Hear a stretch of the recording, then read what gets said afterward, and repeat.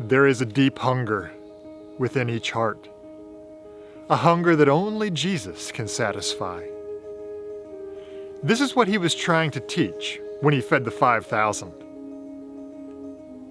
Today, we're going to look at 5 points that help expand the meaning of this living parable. And we're also going to look at how acorns are a great illustration of this important truth.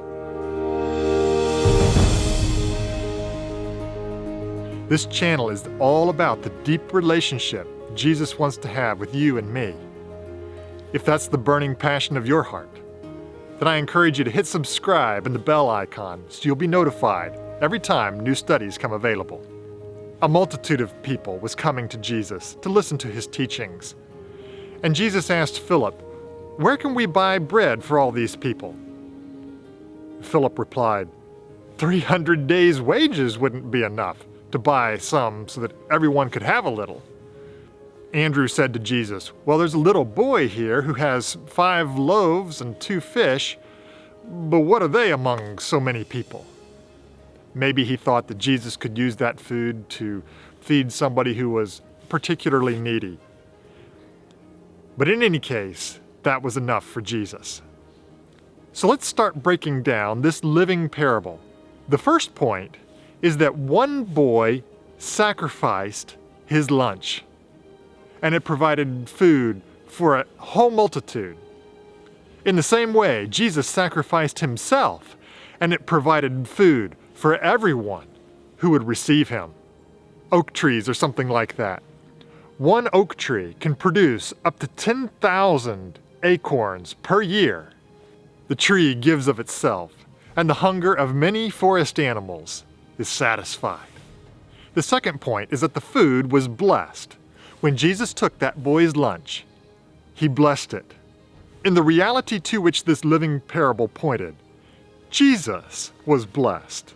In John 10:36 it says, "Do you say of him whom the Father sanctified and sent into the world, 'You are blaspheming because I said I am the Son of God'?"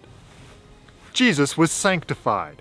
He was set apart for a holy use. That's what it means to be sanctified. He was blessed by the Father for the mission that he had to benefit us. That's the way it is with the oak tree. All year long, God sends the rain and the sun to help it grow acorns. And eventually, it produces a harvest. The third point is that the food was broken. When Jesus blessed that food, then he broke it into pieces and gave it to the disciples. In the same way, Jesus' body was broken so that we could be fed. Imagine you went to a restaurant. You sat down and you ordered lasagna. Finally, the waiter brought the lasagna and set it down before you. But before you could start eating, the waiter whips out a knife and he cuts that lasagna into pieces. Would you be pleased? Probably not. But that's what Jesus did with the food that he gave to the people. He broke it. This was full of meaning. Isaiah 53:5 says, "But he was pierced through for our transgressions. He was crushed for our iniquities. The chastening for our well-being fell upon him, and by his scourging we are healed." Just as that bread was broken, Jesus' body is broken that he might provide us life. The American Indians used to use acorns for food. In fact, some people still use acorns for food. To use them for food, though, you've got to get the outer shell off. Those acorns have to be broken. That's the way it is with Jesus. He had to be broken so that our hunger could be satisfied. The fourth point was that Jesus took this food and gave it to his disciples, and the disciples then gave it to the whole multitude.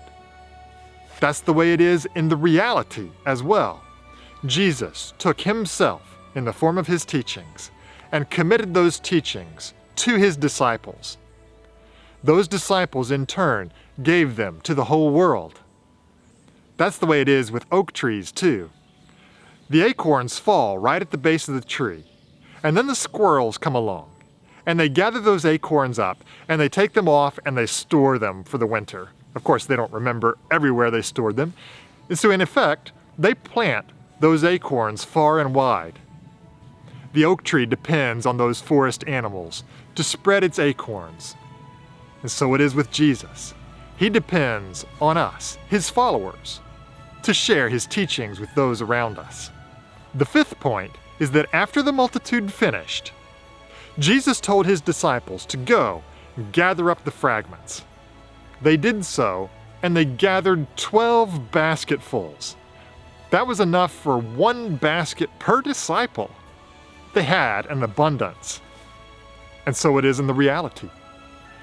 If we will gather up Jesus in the form of his teachings, even the little fragments, we will have an abundance. One time I went backpacking with some friends at Hazel Creek on the south side of the Great Smoky Mountains National Park. There is a house not far from the trailhead that the National Park Service has kept up over the years, and you can go in and walk through the house.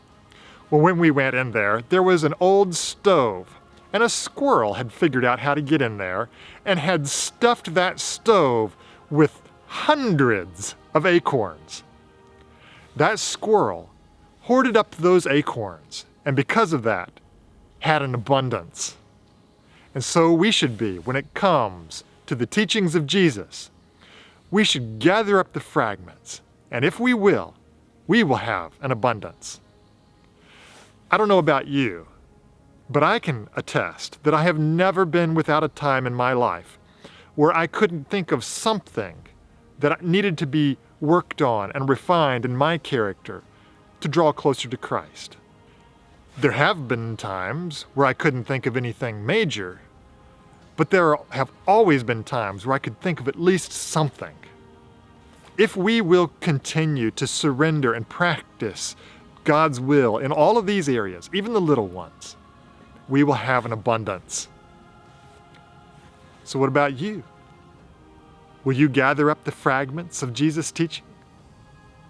If you will, that deep hunger within will be satisfied.